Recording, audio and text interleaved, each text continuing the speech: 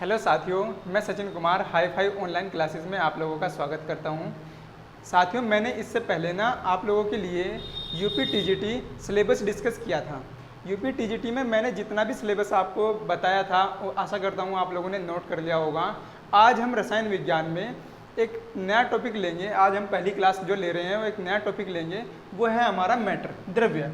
इससे पहले मैंने आप लोगों का सिलेबस डिस्कस किया था और ये जो मैं क्लास ले रहा हूँ आपकी, ये 0 से लेकर सिलेक्शन तक रहने वाली है। आप मेरे साथ बने रहिए मेरे प्लेटफॉर्म पर। ये आप लोगों का सिलेक्शन मैं यहीं से दिलवाऊंगा, आप मेरे साथ बने रहना, ठीक है। हम डिस्कस करेंगे द्रव्य। द्रव्य मीन्स पदार्थ। देखो पदार्थ क्या होता है, हम कक्षा 9 से कक्षा 6, 7, 8 से पढ़ते हुए आ रहे हैं। पदार्थ पदार्थ पदार्थ, ठीक है। पदार्थ होता क्या है, अगर आप लोगों ने देखा होगा कि पदार्थ क्या होगा कि जिसमें भार होता है, जो स्थान घेरता है, वो ही क्या होता है, पदार्थ होता है। लेकिन यहाँ पर अगर हम डिस्कस करें कि वैज्ञानिकों ने इसकी क्या परिभाषा दी, देखो वैज्ञानिकों ने यहाँ पर कहा कि विश्व में कोई भी प्रत्येक वस्तु है, कोई भी क्या है, वस्तु है, वो किसी ना किसी सामग्री से बनी हुई है। कोई भी वस्तु है, जैसे हमारे क्या बना, जैसे मैंने मार्कर लिया, मार्कर किससे बना हुआ है, मार्कर बना हुआ प्लास्टिक से। तो कोई भी पदार्थ जो हमारे संसार में जितने भी पदार्थ हैं वो किसी ना किसी सामग्री से बने हुए हैं, ठीक है। उन सामग्री को ही हमने क्या बोला, यहाँ पर पदार्थ बोला है। वैज्ञानिकों ने ये पदार्थ की संज्ञा दी है इन्हें, ठीक है। वैज्ञानिकों ने क्या संज्ञा दी, पदार्थ की संज्ञा दी है, ठीक है। तो उसे क्या कहा, जैसे हमारा क्या हो गया, जैसे हमारे पानी की बूंद होगी, रेत हो गया, ठीक है। हमारा जो हम भोजन खाते हैं, भोजन भी क्या हो गया, पदार्थ हो गया। हमारे आसपास हम बहुत सारे पदार्थों से घिरे हुए हैं, जितने भी हम आसपास में महसूस करते हैं, देखते हैं। जैसे वायु होगी, वायु भी क्या है, एक पदार्थ है, ठीक है। तो यानी कि जो भी हम आसपास में भी डिस्कशन देख रहे हैं यहाँ पर, वो भी हमारे क्या हैं, पदार्थ हैं। अब हम देखते हैं यहाँ पर पदार्थ में, जैसे बादल हो गया, पत्थर हो गया, पेड़ पौधे हो गए, ये हमारे क्या हैं, पदार्थ हैं।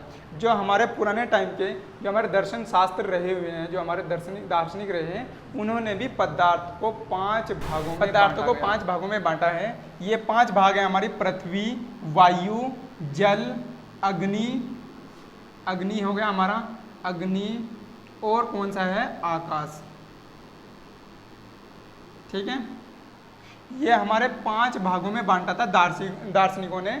इसे हम पंच तत्व के नाम से भी जानते हैं। अगर आप लोगों के पास में क्वेश्चन आए कि पंच तत्व कौन कौन से हैं, तो हमारे जो 5 भाग हैं, पृथ्वी, वायु, जल, अग्नि और आकाश, इन्हें हम पंच तत्व के नाम से भी जानते हैं। पहले जो हमारे दार्शनिक रहे, उन्होंने ये 5 भागों में बांटा था पदार्थ को, ठीक है। आइए चलो और डिस्कस करते हैं पदार्थ के बारे में। अब हम पदार्थ के अभिलाक्षणिक गुण देखेंगे, पदार्थ में कौन कौन से गुण होते हैं, कैसे कैसे यहाँ पर गुण दिए गए हैं। आइए हम डिस्कशन करते हैं हमारा पदार्थ के अभिलाक्षणिक गुण, ठीक है। तो पदार्थ के अभिलाक्षणिक गुण क्या होते हैं, पहला जो गुण होता है वो है पदार्थ के कणों के बीच, पदार्थ के कणों के बीच रिक्त स्थान होता है। पदार्थ के कणों के बीच क्या होता है, रिक्त स्थान होता है। तो पदार्थ के कणों के बीच रिक्त स्थान कैसे होता है, आइए सबसे पहले तो हम इस चीज़ को प्रूव कर ले कि कैसे रिक्त स्थान होता है। तो पदार्थ के कण, आपने देखा होगा कि आपके घर में कोई स्वादिष्ट भोजन बन रहा है, उसकी खुशबू बिना खाए आप लोगों के नाक तक पहुंच जाती है या आप तक पहुंच जाती है। वो कैसे पहुंचती है, क्योंकि उस भोजन के जो कण हैं, छोटे छोटे जो पार्टिकल हैं, वो किसमें, वायु के साथ मिल जाते हैं, ठीक है, वायु के साथ मिल जाते हैं। और यानी कि यहाँ पर जो वायु में जो रिक्त स्थान होगा, उसके अंदर भोजन के कण प्रवेश कर जाते हैं। इसका मतलब क्या है कि वायु के कणों के बीच रिक्त स्थान था पहले से ही। अर्थात हमने क्या देखा कि पदार्थ के जितने भी कण होते हैं, उन सभी के बीच में रिक्त स्थान होता है, कुछ ना कुछ रिक्त स्थान होता है, जिन्हें हम क्या कहेंगे, अंतरा आणविक स्थान बोला गया है, ठीक है। उसे क्या बोलेंगे हम यहाँ पर, अंतरा आणविक स्थान। जैसे मैंने क्या लिया, जैसे मैंने एक बकेट ली, जैसे मैंने क्या लिया, एक बकेट ली, इस बकेट को मैंने जल से भर लिया, ये बाल्टी को मैंने क्या कर लिया, जल से भर लिया। मैंने इसके अंदर क्या मिला दिया, मैंने इसके अंदर डिटोल मिला दिया। क्या मिला दिया, डिटोल, डिटोल मैंने इसके अंदर मिला दिया। या फिर कोई भी हम, चलो डिटोल ले लो, डिटोल मैंने यहाँ पर क्या कर दिया, मिला दिया। तो डिटोल जैसे मैंने इसके अंदर डाला, वो डिटोल पूर्ण रूप से घुल गया। इसका मतलब क्या है कि जो डिटोल के कण हैं वो जल के अंदर पूर्ण रूप से घुल गए। अर्थात जल के अंदर रिक्त स्थान होगा, तब जाकर डिटॉल के अणु उसने क्या कर लिया, अपने अंदर अवशोषित कर दिए। तो यानी कि मैंने क्या देखा यहाँ पर कि पदार्थ के कणों के बीच में क्या होता है, हमेशा रिक्त स्थान होता है। ठीक है। दूसरी प्रॉपर्टी क्या है कि पदार्थ के कण निरंतर गतिशील होते हैं। पदार्थ के कण निरंतर क्या होते हैं, गतिशील होते हैं। पदार्थ के कण निरंतर गतिशील होते हैं, अर्थात क्या है कि पदार्थ कि जो पार्टिकल हैं, छोटे छोटे कण हैं, वो सभी दिशाओं में घूमते रहते हैं। जैसे आप लोगों ने देखा होगा, गैस देखी होगी। गैस क्या है कि जैसे आप किसी भी कोने में परफ्यूम छिड़क दो, परफ्यूम की खुशबू धीरे धीरे करके पूरे कमरे में फैल जाती है। किस कारण से? पदार्थ के कण वहाँ पर गतिशील हैं, वायु के कण गतिशील हैं, एक जगह से दूसरे जगह पर चक्कर लगाते रहते हैं। ठीक है। तीसरा पॉइंट देखिए, यहाँ पर तीसरा पॉइंट है पदार्थ के कण एक दूसरे को आकर्षित करते हैं। पदार्थ के कण क्या है, एक दूसरे को आकर्षित करते हैं। जैसे आप लोगों ने ठोस पदार्थ देखे होंगे, ठोस पदार्थ के कण जो हैं, ठोस पदार्थ के कण बिल्कुल पास पास होते हैं, उनके बीच में अंतराणु का स्थान बहुत कम होता है। ठीक है। ठोस के जो पार्टिकल हैं उनके बीच में अंतराणु का स्थान बहुत कम होता है, अर्थात वो एक दूसरे से बहुत अधिक आकर्षण बल के साथ में जुड़े रहते हैं। ठीक है। यानी कि उनके बीच में जो आकर्षण बल लगता है वो बहुत ज़्यादा लगता है। जबकि हम द्रवों की बात करें, द्रवों के बीच में आकर्षण बल ठोसों की अपेक्षा कम हो जाता है, और गैसों में तो आकर्षण बल बहुत नगण्य होता है, ना के बराबर होता है। ठीक है। अगर हम देखें तो क्या हुआ कि पदार्थ के कण एक दूसरे को क्या करते हैं, अपनी ओर आकर्षित करते हैं। जैसे आप लोगों ने देखा होगा, अरुणाचल प्रदेश में ईद मिश्मी जनजाति रहती है, वहाँ पर मिश्मी जनजाति। तो मिश्मी जनजाति ईद के मौके पर क्या करते हैं, एक दूसरे को अपने पीछे से जकड़ लेते हैं। ठीक है। तो इस प्रकार से वहाँ पर एक नृत्य होता है, उसे बोलते हैं हम ईद मिश्मी नृत्य। ईद मिश्मी नृत्य में एक दूसरे को आपस में जकड़े रहते हैं वो, यानी कि क्या है, वहाँ से हमें क्या पता लगता है कि पदार्थ के कण भी एक दूसरे को आपस में जकड़े रहते हैं, अर्थात क्या करते हैं, एक दूसरे पर आकर्षण बल लगाते हैं। इस आकर्षण बल के कारण पदार्थ की अलग अलग भिन्न भिन्न अवस्थाएं होती हैं। जिसका आकर्षण बल ज़्यादा होगा उसे हम ठोस अवस्था बोल लेंगे, जिसका आकर्षण बल ठोसों के अपेक्षा कम होगा उसे द्रव अवस्था बोल लेंगे, और जिसमें आकर्षण बल ना के बराबर हो वहाँ पर गैस अवस्था होती है। विसरण के बारे में पढ़ते हैं। विसरण क्या होता है, जब दो भिन्न भिन्न पदार्थों के कण आपस में मिल जाते हैं तब उस क्रिया को विसरण कहा जाता है। जैसे हमने क्या देखा कि जब दो भिन्न भिन्न पदार्थों के कण स्वतः ही मिल जाते हैं, उस क्रिया को क्या कहलाएंगे, विसरण कहलाता है। वो क्रिया क्या कहलाती है, विसरण। विसरण ताप बढ़ाने पर बढ़ता है। जैसे हम ताप बढ़ाएंगे, विसरण क्या हो जाएगा, बढ़ जाएगा। जैसे मैंने आप लोगों को बताया, अभी स्वादिष्ट खाने के बारे में बताया था। मैंने कहा था आप लोगों को कि आपकी मम्मी घर पर खाना बना रही है, आपको दूर से ही उसकी खुशबू नज़र आ जाएगी, खुशबू आ जाएगी कि आज तो घर में ये चीज़ बन रही है। ठीक है। वो किस कारण से होता है, वो विसरण के कारण होता है, क्योंकि जो हमारे खाने के पार्टिकल हैं वो वायु में मिल जाते हैं, और वायु में मिलने के साथ साथ फिर दूर तक जाएगी। ठीक है। तो वहाँ पर क्या होगा कि विसरण, जब दो विभिन्न पदार्थों के कण आपस में मिल जाएंगे, उस क्रिया को हम विसरण कहते हैं। और विसरण जैसे जैसे ताप बढ़ाएंगे, विसरण की क्रिया क्या हो जाएगी, ज़्यादा होती चली जाएगी। ठीक है। अब हम बात करते हैं क्या हमारे पदार्थ की अवस्थाओं के बारे में। पदार्थ की अवस्थाएं, कितनी अवस्थाएं होती हैं, पदार्थ की कितनी अवस्थाएं होती हैं, आप मुझे कमेंट में बताइए पदार्थ की कितनी अवस्थाएं होती हैं। पदार्थ की अवस्थाएं, चलिए आज अध्ययन कर लेते हैं यहाँ पर पदार्थ की अवस्थाएं। आप लोगों ने पदार्थ की 5 अवस्थाएं पढ़ी होंगी, पदार्थ की 3 अवस्थाएं पढ़ी होंगी। ठीक है। तो ये 5 अवस्थाएं और 3 अवस्थाएं, ये झमेला क्या है, हम पेपर में क्या टिक कर रखाएं, 5 अवस्था टिक करें या 3 अवस्था टिक करें। ठीक है। चलो इस कन्फ्यूजन को दूर करते हैं हम। ठीक है। देखो पदार्थ की हमारी मुख्य जो अवस्था होती है ना, मुख्य जो अवस्था होती हैं, मुख्य अवस्था 3 होती हैं। ठीक है। जो मेन अवस्था हैं, जो मुख्य अवस्था होती हैं वो कितनी होती हैं, यहाँ पर 3 अवस्थाएं मुख्य होती हैं। अगर कभी पूछ लिया जाए कि जो मुख्य अवस्था होती हैं पदार्थ की वो कितनी होती हैं, 3 अवस्था होती हैं, लेकिन इन्हें हम कभी कभी क्या बोलेंगे, स्थायी अवस्था भी कहा जाता है। तो जो पदार्थ की जो हमारी ठोस द्रव गैस है, ये हमारी स्थायी अवस्था है। पेपर में क्वेश्चन आए, स्थायी अवस्था के आधार पर पदार्थ को कितने भागों में बांटा गया है, तो आप क्या टिक करेंगे, वहाँ पर 3 भागों में बांटा गया है। अस्थायी जो अवस्था होती है उसे हम बोलते हैं यहाँ पर क्या, प्लाज्मा और बोस आइंस्टीन कंडेंसेशन। ये हमारी किस अवस्था में आती है, ये अस्थायी अवस्था है, अस्थायी अवस्था। तो जो पदार्थ की जो दो अवस्थाएं हैं, एक तो प्लाज्मा और एक हमारी बोस आइंस्टीन कंडेंसेशन, ये किस में आती हैं, अस्थायी अवस्था में आती हैं। जबकि जो हमारी तीन अवस्थाएं हैं, जो मुख्य अवस्थाएं हैं, ठोस, द्रव, गैस, ये हमारी मुख्य अवस्था बोल दी जाती है, या फिर क्या होगी, हमारी स्थायी अवस्था होती है। वैसे पदार्थ कितने प्रकार के होते हैं, 5 प्रकार के होते हैं, लेकिन स्थायी अवस्था के आधार पर केवल 3 प्रकार के होंगे। ठीक है, ये डिस्कशन याद रखना है। ये पेपर में अगर आप लोगों को स्थायी अवस्था के आधार पर पूछा तो 3 प्रकार के, और अगर हमने पूरे के पूरे पूछे उसने कि पदार्थ कितने प्रकार के होते हैं, पदार्थ 5 प्रकार के होते हैं। यहाँ पर 5 प्रकार के टिक करेंगे आप। ठीक है, तो चलिए ठोस के बारे में देख लेते हैं भाई, ठोस के क्या गुण होते हैं, ठोस कैसे कैसे बने हुए होते हैं, कैसे उसकी क्या होगी, संरचना होगी, उसके अणु पास पास होंगे या दूर दूर होंगे। आइए सब कुछ डिस्कशन कर लेते हैं। ठीक है, आप लोगों ने देखा होगा, आज मेरे साथ बने रहिए आप, आपके हर एक डाउट को क्लियर कराऊंगा यहीं से ही, सब चीज़ आप लोगों को यहीं पर पढ़ाऊंगा। देखिए यहाँ पर ठोस अवस्था देखिए, ठोस अवस्था आप लोगों ने पढ़ा होगा कि ठोस अवस्था उसे कहते हैं जिसमें आकार और आयतन क्या होते हैं, निश्चित होते हैं, जिसका आकार और आयतन क्या होगा, निश्चित होगा। लेकिन भाई यहाँ पर देख लो, एक क्या देखेंगे हम, यहाँ पर रबड़ देखेंगे, रबड़ को देखा हमने, आप लोगों ने देखा होगा, रबड़ जो जैसे हम रबड़ बैंड बोलते हैं, जैसे रबड़ बैंड को हम खींचते हैं, क्या करते हैं, खींचते हैं। तो क्या वो रबड़ बैंड ठोस है, क्योंकि उसका तो आकार क्या होगा, बदल गया, आकार क्या हो रहा उसका, बदल गया। और देखा हमने स्पंज देखी होगी आप लोगों ने, स्पंज मतलब स्पंज देखी होगी आपने।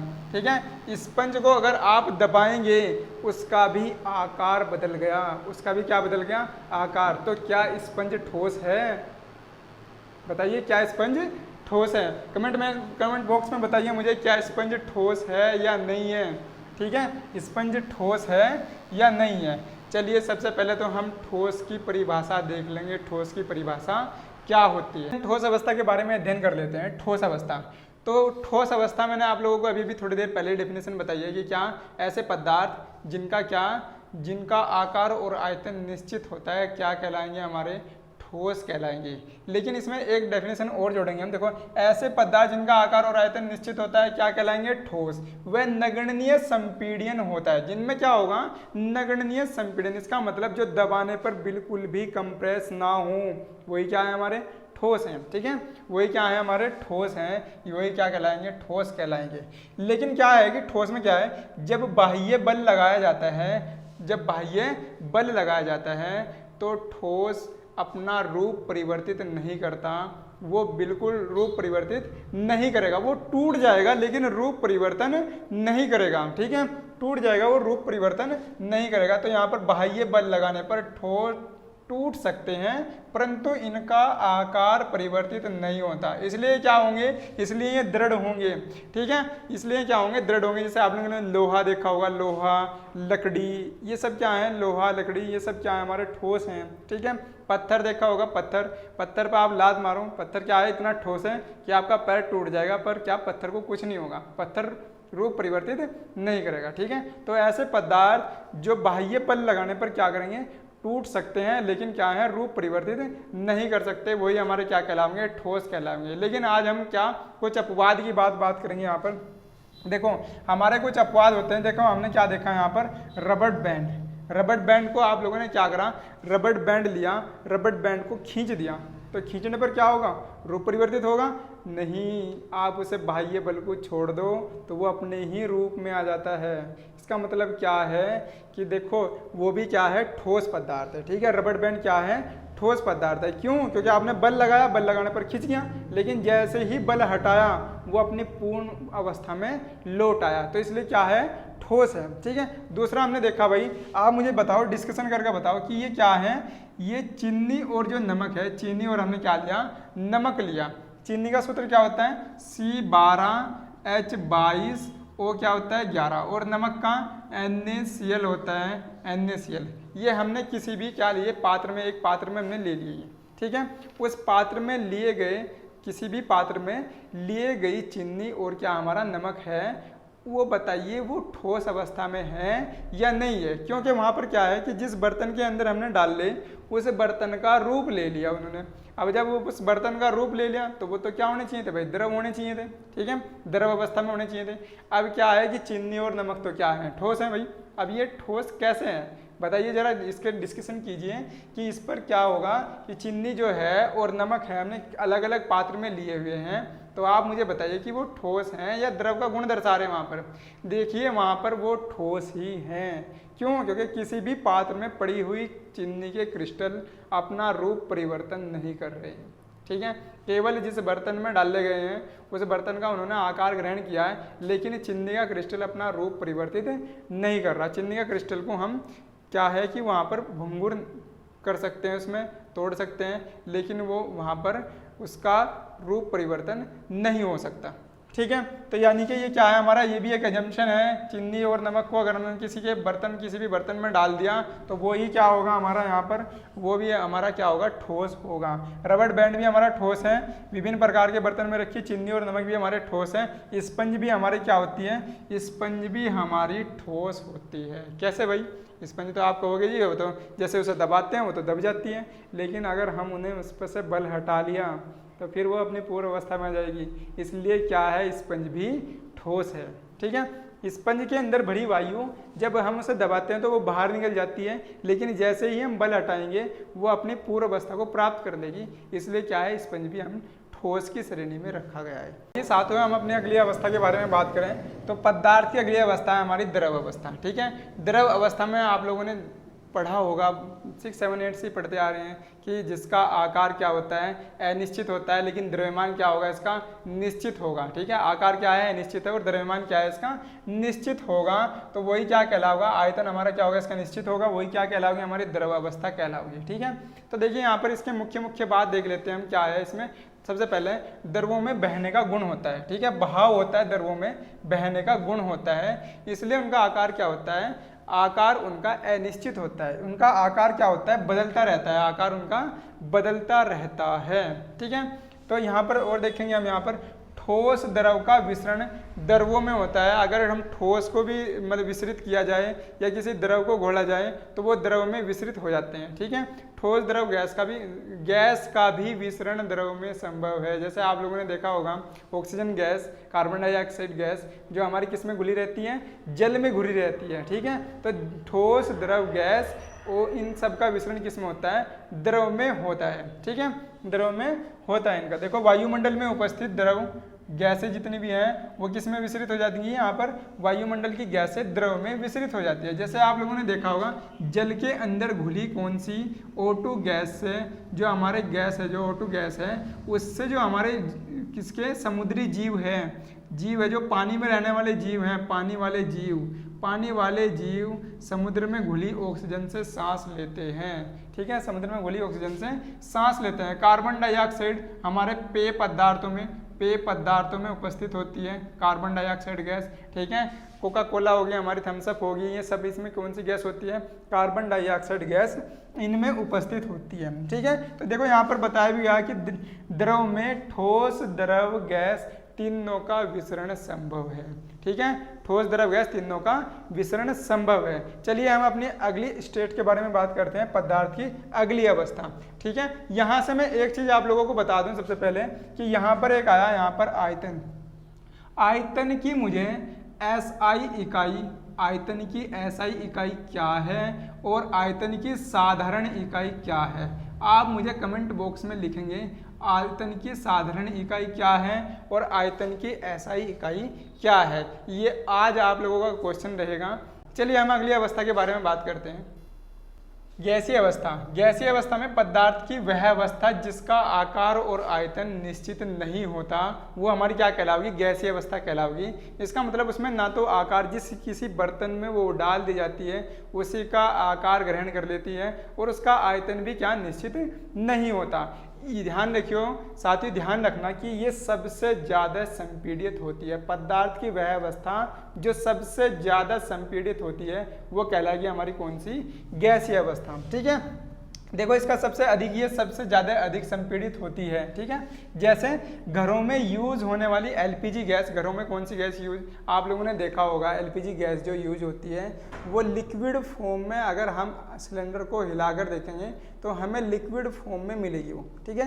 किस फॉर्म में मिलेगी, लिक्विड फॉर्म में मिलती है, इसलिए वो क्या है, हमारी एक संपीड़ित गैस है, ठीक है। कौन सी गैस है, संपीड़ित गैस। तो एलपीजी जो है हमारी यूज़ होने वाली, घरों में यूज़ होने वाली गैस है एलपीजी, वो हमारी संपीड़ित गैस है, ठीक है। वो कौन सी अवस्था है, गैसीय अवस्था, ठीक है। अस्पतालों में यूज होने वाली ऑक्सीजन गैस जो है वो भी संपीड़ित रूप में हमें मिलती है, क्योंकि आप लोगों ने देखा होगा कि वहाँ पर ऑक्सीजन का जब सिलेंडर वहाँ पर लगाते हैं तो काफ़ी प्रेशर के साथ में वहाँ से गैस निकलती है, जो उसके बुलबुले होते हैं वो काफ़ी प्रेशर के साथ में निकलते हैं, जिसका प्रेशर वहाँ पर कम किया जाता है, ठीक है। तो यानी कि वो भी क्या है, हमारी संपीड़ित गैस है। वाहनों में यूज होने वाली सीएनजी गैस, सीएनजी गैस वाहनों में ईंधन के रूप में यूज होती है, वो भी हमारी क्या है, संपीड़ित गैस है, ठीक है।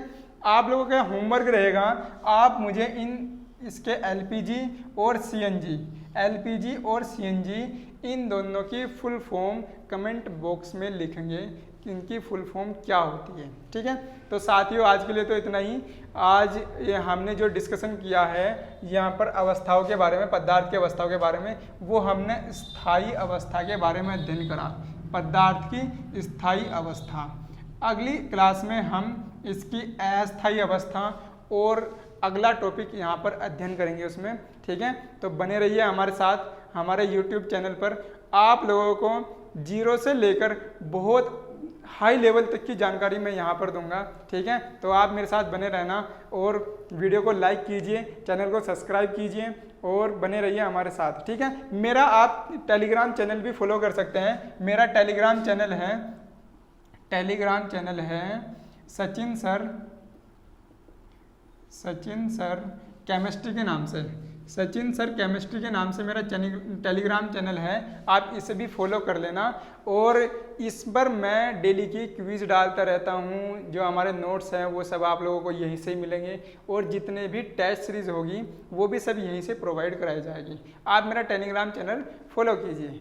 चलिए दोस्तों, मिलते हैं अगली वीडियो में, तब तक के लिए थैंक यू।